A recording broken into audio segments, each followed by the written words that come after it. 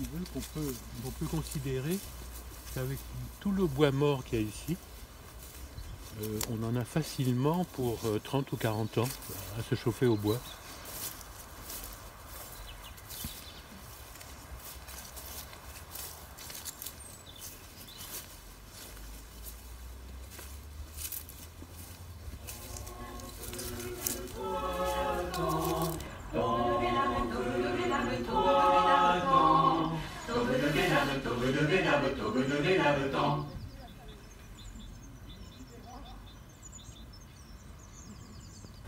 Est-ce que tu peux me parler de la première réunion de la Ménardière?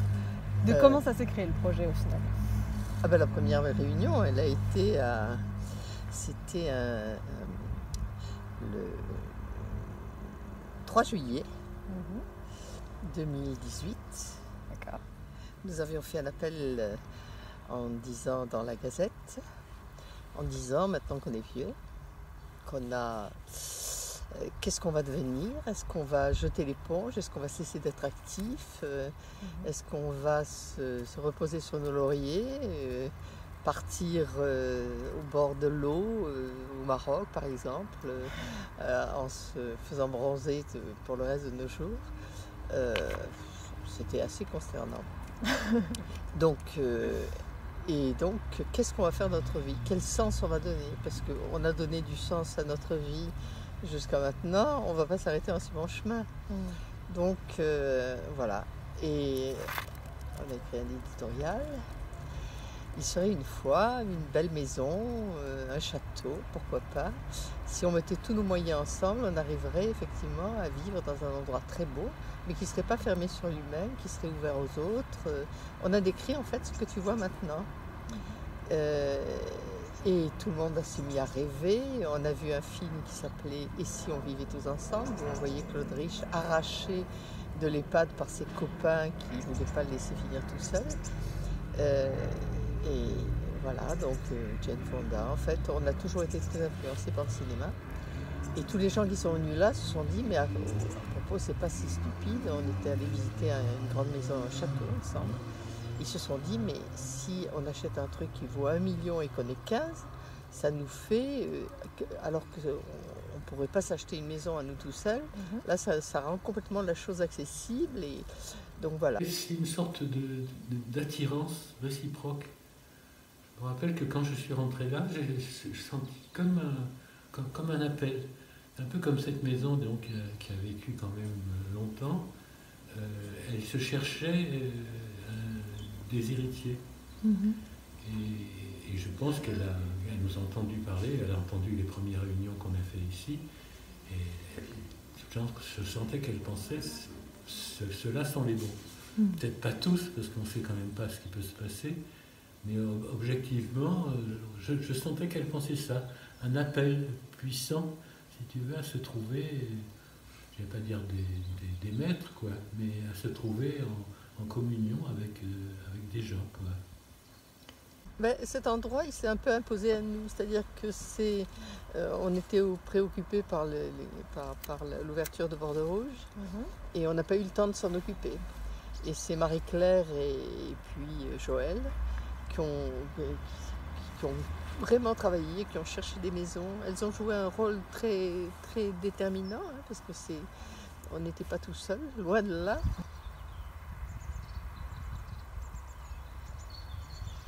Restaient 10 000 chênes qui allaient pousser dans cet endroit où il n'y avait rien auparavant. C'est à ce moment-là que je me souciais de l'âge de cet homme.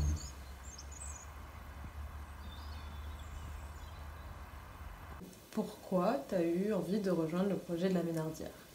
Alors, déjà pour le projet. Le projet m'a beaucoup emballée. En fait, j'avais vu la Ménardière, ce projet, il y a 2 ans, au début qu'ils l'ont fait, en fait, dans un article de la Gazette de l'Utopia. Et puis, ça m'avait interpellée. Je me dis, tiens, ouais, chouette, j'irai voir, toi, par curiosité.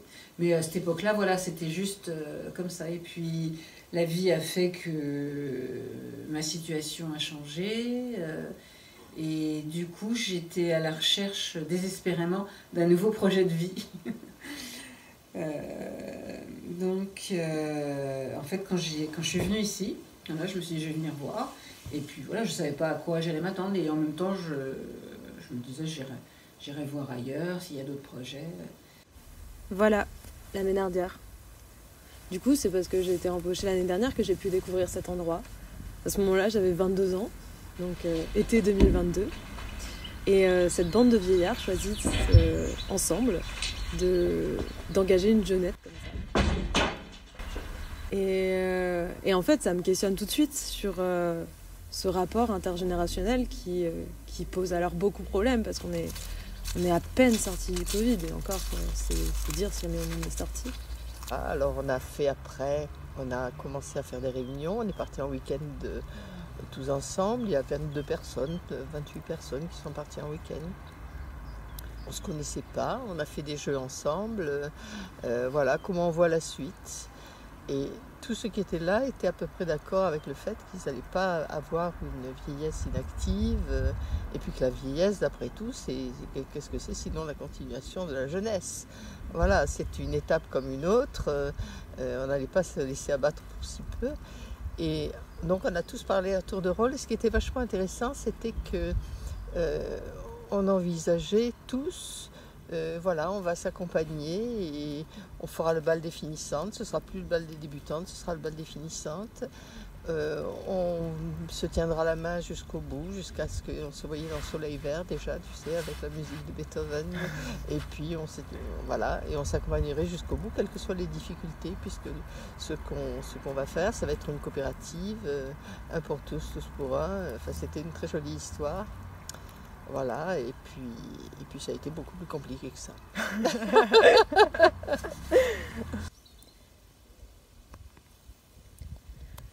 Alors Michel, voudrais-tu me parler de ces arbres parce que c'est quand même le sujet central de toute cette question de la Ménardière. Les arbres qu'on plante, les arbres qui meurent. Ben là, on peut vraiment dire qu'ils ont fait le job en matière d'arbres. Mais ce qui est intéressant, c'est que toute cette partie où il y a ces arbres qui sont morts, c'est des arbres qui sont morts parce qu'ils ont apparemment été trop assistés par une surabondance d'eau inutile puisque ça les a tués. C'est-à-dire qu'ils n'ont pas, étant donné qu'il y avait le canal Saint-Martory là-bas et que le comte de Robiano, à qui on a acheté la maison, avait accès à l'eau du canal, ils ont baigné dans l'eau leurs 150 ans d'existence ou 200 ans, ils ont trempé dans l'eau. Donc, ils n'ont pas jugé utile de développer de système racinaire.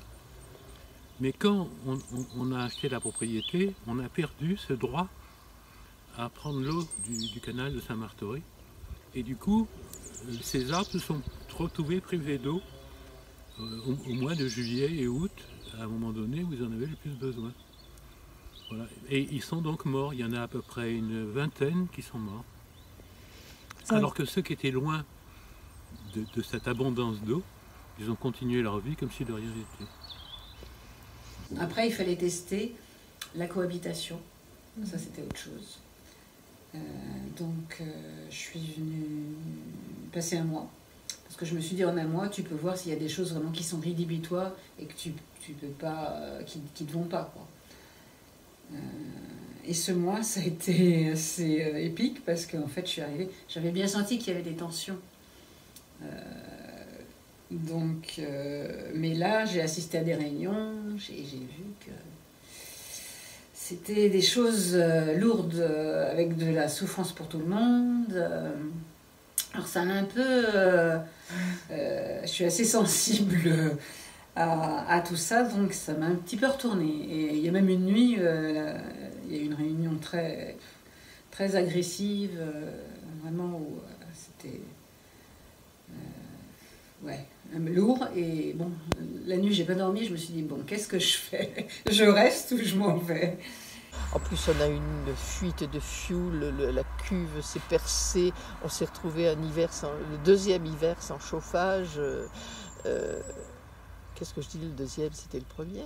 Le premier hiver sans chauffage, le premier hiver complet sans chauffage. Alors tu vois, voilà, le canal de Saint-Martory est à peu près à 120 mètres là-bas. Il y avait de l'eau qui en permanence, quoi, qui arrivait jusqu'à la mare qui est là-bas et qui est à moitié vide maintenant.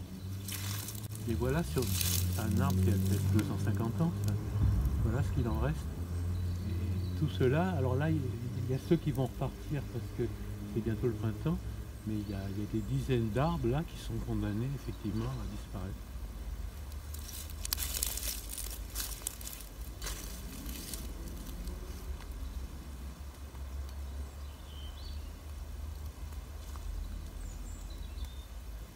C'est-à-dire que l'embryon d'unité qu'on avait au départ a commencé à se fissurer. C'est-à-dire que le fait qu'on ne puisse pas faire de réunions régulières, le fait on se connaissait quand même très très peu, le fait que les réunions se fassent dans un endroit glacé, dans le courant d'air, avec un masque sur le nez, ça a encore compliqué les choses. Ouais. Et puis là, il y a le stress général qui a commencé à monter. Certains se retrouvaient dans des situations financières très difficiles. Il y en a 3 qui ont été bloqués ici pendant tout le... 3 qui étaient allés très vite, qui avaient vendu leur maison ou qui étaient en instance de divorce, donc qui se retrouvaient à la rue.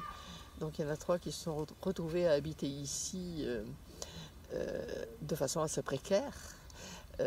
Avec Françoise, il y avait l'eau qui lui tombait sur le nez pendant qu'elle dormait. Enfin, c'était pas très drôle.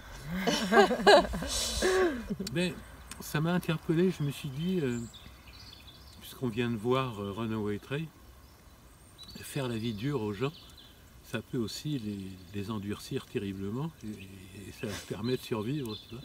Et ces arbres qui sont de ce côté-là, très frappant de voir qu'ils continuent à vivre, même si maintenant les conditions climatiques sont en train de changer. Mais jusqu'à maintenant, au moins, ils ont vécu et ils vivront encore longtemps. Et donc là, tout est parti en vrille. Et au moment d'habiter dans les lieux, alors que le Covid se calmait, qu'on sortait des confinements et qu'on pouvait enfin mettre... là, il y a eu un conflit terrible. Et donc on a fini par se séparer en 2 morceaux. 5 d'un côté, 10 de l'autre. Mais ça avait laissé des traces. C'est-à-dire que d'abord, ça a créé des angoisses supplémentaires parce qu'on s'est engagé à rembourser très vite les filles qui sortaient. Donc, il y a eu un problème financier. Et tout ça, ça a rajouté encore au stress. Enfin, Mais néanmoins, ça s'est fait. Parce que j'ai pu me rendre compte, en fait, de ce que c'est que de s'engager dans un projet comme ça. En fait, c'est un engagement très fort.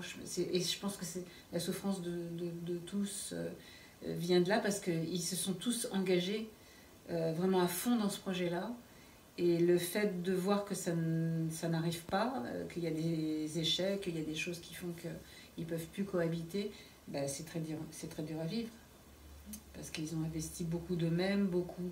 je pense d'espoir, beaucoup de projection aussi. Et donc du coup ça m'a cadré un peu, tu vois, parce qu'il y avait cette énergie où je me suis dit waouh super, voilà un projet qu'il me faut, tout ça. Mais je me suis dit surtout bon, voilà, reste les pieds sur terre, t'emballe pas trop. Et ce côté-là a fait que voilà. Et puis ça m'a permis de connaître Michel et Anne-Marie en fait très rapidement parce que du coup, j'ai été assez épatée comment ils réagissaient par rapport à tous ces événements. Et du coup, ça a créé une grande confiance. Et puis voilà, une connaissance assez rapide parce que quand tu vois les gens dans des difficultés, voilà, tu les vois vrais en fait. Donc voilà. Toutes ces épreuves, c'est comme dirait l'autre, si ça ne me tue pas, ça me rend plus fort. J'avais vu mourir trop de monde pendant 5 ans pour ne pas imaginer facilement la mort d'Elzéar Bouffier. D'autant que lorsqu'on a 20 ans, on considère les hommes de 50 comme des vieillards, à qui il ne reste plus qu'à mourir. il n'était pas mort. Il était même fort vert. Il avait changé de métier. Il avait imperturbablement continué à planter. Les chênes de 1910 avaient alors 10 ans et étaient plus hauts que moi et lui. Le spectacle était impressionnant. J'étais littéralement privé de parole. Et comme lui ne parlait pas, nous passâmes tout le jour en silence à nous promener dans sa forêt. Tu dis, je ne le verrai pas de mon vivant. Mais quand tu plantes un arbre, est-ce que tu le verras grand de ton vivant? Quand tu plantes un arbre, c'est pareil. Bon, ok.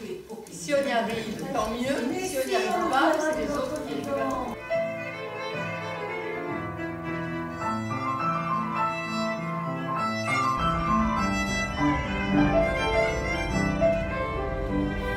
Et là, après le Covid, les élections arrivent et le bilan est catastrophique puisque on voit une jeunesse désespérée qui ne veut plus voter et une vieillesse de droite. Qu'est-ce que tu penses des chiffres sur les votes des plus de 65 ans? Alors là, Je pars dans les questions difficiles. Hein. On a toujours tendance à considérer que les vieux sont craintifs. On peut comprendre pourquoi ils sont craintifs, mais je pense qu'ils continuent à servir de mauvais maîtres. Parce que là où ils nous ont amenés, et où ils vous ont amenés aussi, vous, les jeunes, c'est quand même pas terrible. Hein. Je suis frappé vraiment de voir comme beaucoup de choses partent en quenouille.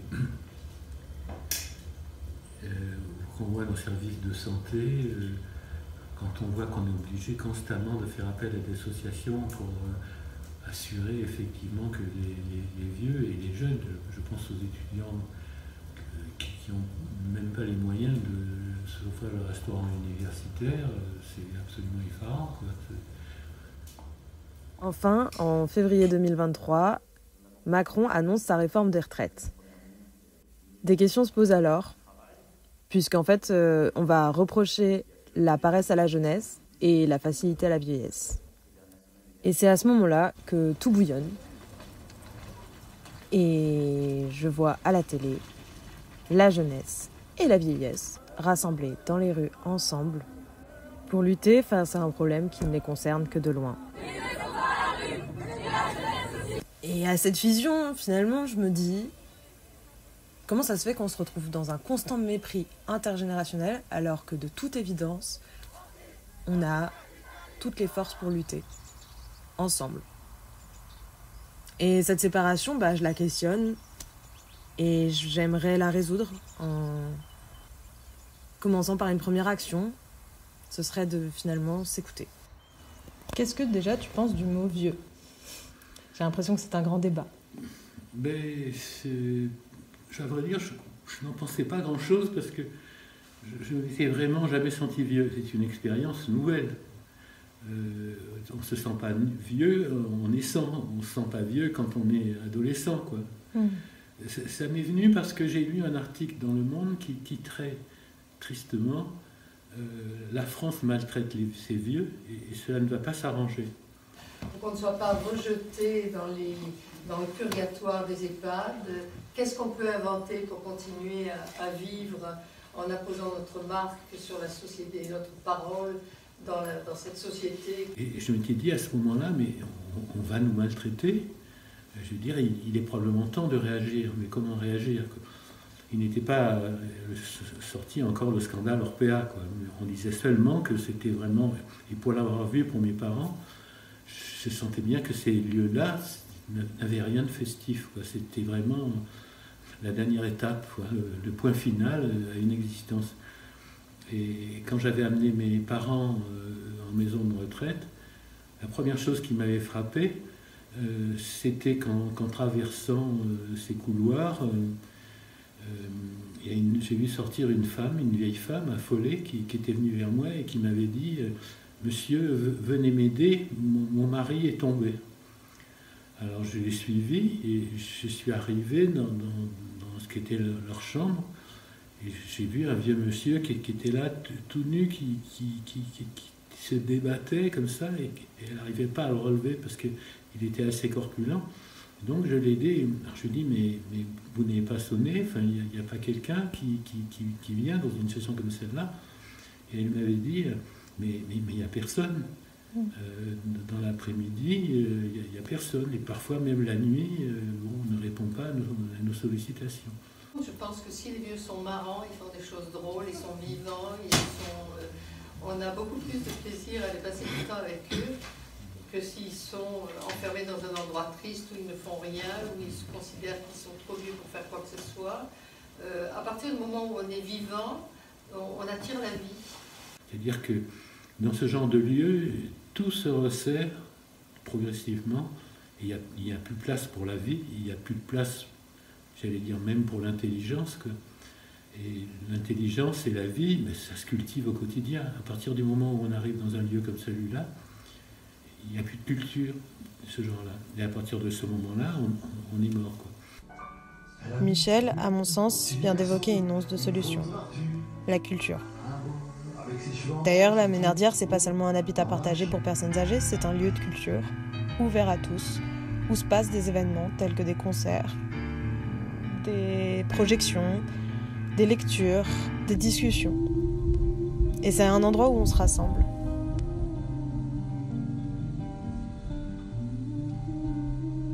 Puis, je vis. Resto bottega che l'alba è già presto. La la la la la la.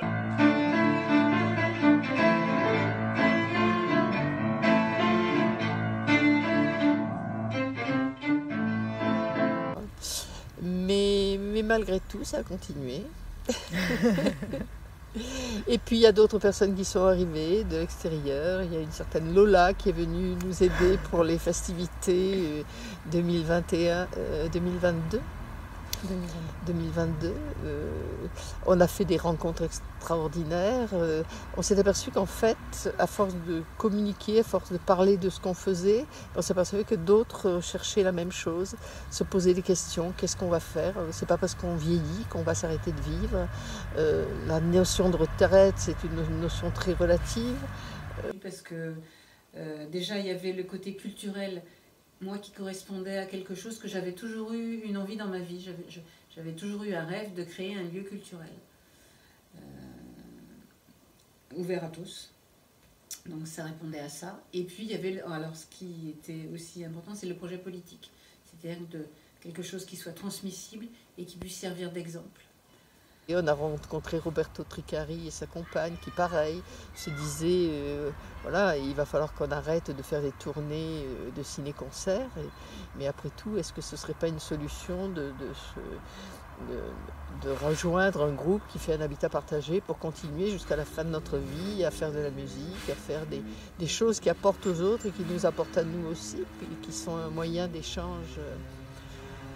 Effectivement, j'ai le privilège effectivement d'être encore interrogé à l'âge que j'ai, et c'est un véritable bonheur effectivement que de parler avec des gens jeunes, quoi. Parce que c'est tout simplement la vie, voilà. Mais de là à vivre avec eux, et c'est pas parce que on pourrait estimer qu'ils sont un peu fatigants, quoi, parce qu'effectivement ils vivent plus vite, quoi. C'est pas pour cette raison-là, quoi. C'est parce que de toute façon, il y a d'autres manières de les rencontrer. Par exemple, ici, quand on projette des films, quand on fait des concerts, etc., eh ben, ça devient un lieu intergénérationnel, mais c'est toujours bien de rappeler, c'est un lieu intergénérationnel, mais qui est vraiment piloté par des vieux. C'est ce qu'il faut arriver à faire comprendre au pouvoir public.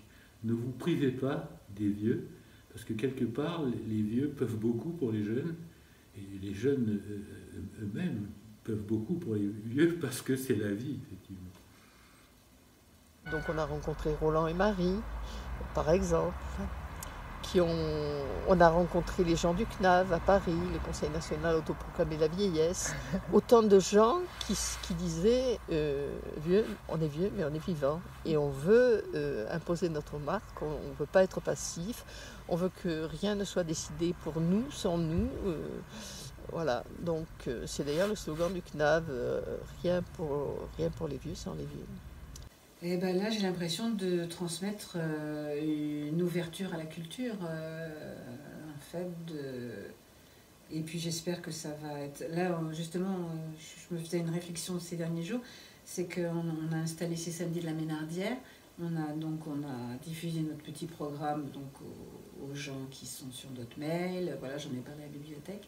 Et en fait, à la bibliothèque, je me suis dit, mais en fait, on a oublié quelque chose, on a oublié de mettre ouvert à tout public. Parce qu'on peut croire que du fait qu'on ait une maison, une cohabitation pour les vieux, qu'on s'adresse qu'aux vieux. Mais en fait, pas du tout. On a envie, justement, d'un brassage d'âge, et puis que, voilà, de montrer ce que nous, on a toujours envie de vivre, et puis que les autres générations nous amènent aussi... voilà. De façon à arriver à créer une sorte de prototype idéal, d'alternative à tout ce qui est proposé aux vieux, et d'ailleurs aux jeunes aussi, pourquoi pas, parce que ça peut commencer tôt, et de façon à ce que, comment on peut vivre jusqu'à point d'âge, tant qu'on est en forme et tant qu'on est, et même quand on l'est plus, comment on peut, en donnant du sens à sa vie, en continuant à construire quelque chose, en tenant compte de l'affaiblissement des forces, puisqu'on va petit à petit aller vers de moins en moins d'énergie, suppose-t-on, quoique là on ne se sent pas vraiment sans énergie. Mais comment utiliser toute l'énergie qu'on a jusqu'à la dernière goutte de notre vie, et que ce soit productif, mais dans le bon sens, pas dans celui que lui donne Macron. Notre productivité, nous, on l'espère productive d'humain, de relations, de bien-être, de questionnement surtout. Et puis, quitte à bousculer, parce que la vie n'est pas un long fleuve tranquille. Je veux dire, on n'évolue pas. Les peuples heureux n'ont pas d'histoire, comme dirait l'autre. Mais on évolue justement parce qu'on est remis en question par les événements, parce qu'on est bousculé, parce qu'on se confronte à d'autres. Et si on n'est pas d'accord, tant mieux, parce que comme ça, on peut discuter, on peut s'affronter, et c'est là que les choses peuvent s'affiner au fil du temps et peut-être atteindre un idéal. C'est qu'on poursuit un objectif ensemble, c'est-à-dire, je disais tout à l'heure que prendre les petits chemins plutôt que les autoroutes, en définitive, c'est payant. Ça remplit effectivement une vie. Enfin, ça nourrit, vraiment. On peut dire qu'on a été nourri, mais dans tous les sens du terme. C'est-à-dire qu'effectivement, dès qu'on a commencé à s'occuper d'Utopia, ce qui nous a beaucoup frappé toujours, c'est voir la mobilisation qu'il y a eu autour. C'est-à-dire les gens qui venaient à Utopia observaient avec beaucoup de bienveillance ce truc-là. Le voyage, c'est le cinéma, c'est la lecture, c'est tout ce que ça te permet d'être en contact avec le monde. Donc pour moi, tout ça, c'est pas la cinéphilie au sens classique, c'est pas les plans champ contre champ, ça je m'en suis toujours tapé, tu vois. Mais par contre, c'était effectivement tout ce sens, toute cette irrigation fantastique que m'apportait ce que je voyais, ce que je lisais. Les tableaux aussi, parce que ça t'intéresse aussi aux autres, c'est-à-dire que tu rentres dans les autres par la culture. Quand tu vois les tableaux, il y a des choses qui m'ont accompagnée toute ma vie. Tu vois, j'aimais beaucoup Rouault en peinture, et tu voyais un tableau en pleine tempête, tu avais un petit bateau perdu avec un petit bonhomme dessus, un petit radeau, c'était même plus un bateau. Et la tempête tout autour, un univers très sombre, comme souvent chez Rouault, tu vois. Et Rouault légendait ses tableaux, et tu avais cette petite phrase extraordinaire, « Demain il fera beau, disait le naufragé ». Et moi, c'est des trucs qui m'ont illuminé toute ma vie, tu vois, qui ont contribué à faire que je relativise les problèmes que je pouvais avoir, et puis que je me dise, bon, voilà. Voilà, donc là encore, à de Gusta, Père Augusta.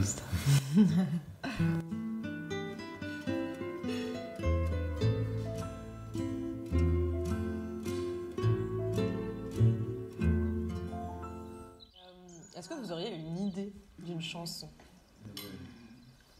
La marche des capitaines. La marche des capitaines? Non, ça c'est un peu prétentieux, Michel. Ça c'est bien. Ça,